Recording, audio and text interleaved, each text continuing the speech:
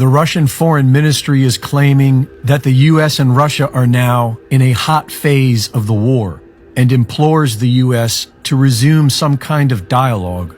But NATO is not interested in peace talks. The UK is sending depleted uranium, and the US is continuing its biolabs program in Ukraine. The largest military air exercise in NATO history is scheduled for this summer. They have to call it an exercise, otherwise NATO would have to admit that they are at war with Russia. Starting next month, thousands of NATO troops will create a united front in Europe against Russia. The US has been exposed for destroying the Nord Stream 2 pipeline, and America's facade of a moral high ground is quickly fading. The Pentagon leaks say that Ukraine is losing the war. Both sides have threatened the nuclear option, and the Ukrainians have already attacked a nuclear power plant. We are one desperate action away from a nuclear war with Russia.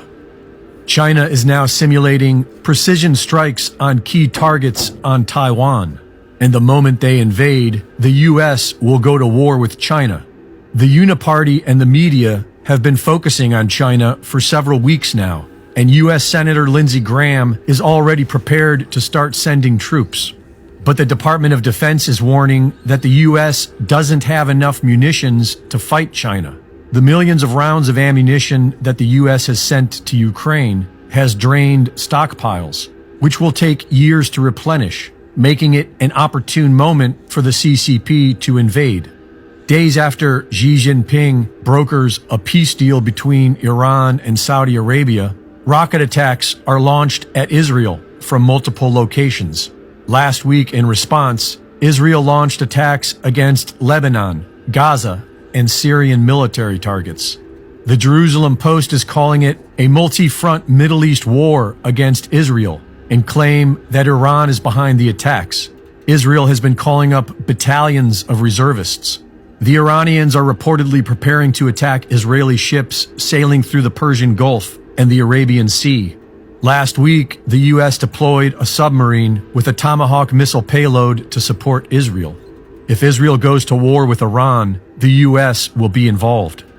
The U.S. is looking at 3 different theaters of war.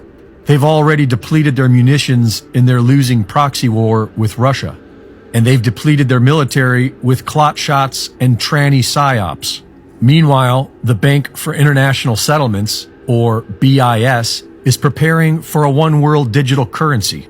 The BIS was created in 1930 to centralize the central banks. Project Icebreaker is the BIS plan to control all international transactions between central bank digital currencies, similar to what FedNow is planning to do in America on the national level. The decisions being made by the big banks for the economic reset are hugely unpopular with the awakening masses. But these criminal big banks have 3 catastrophic wars to launch as smokescreens while they eliminate their opposition and write the history books of tomorrow.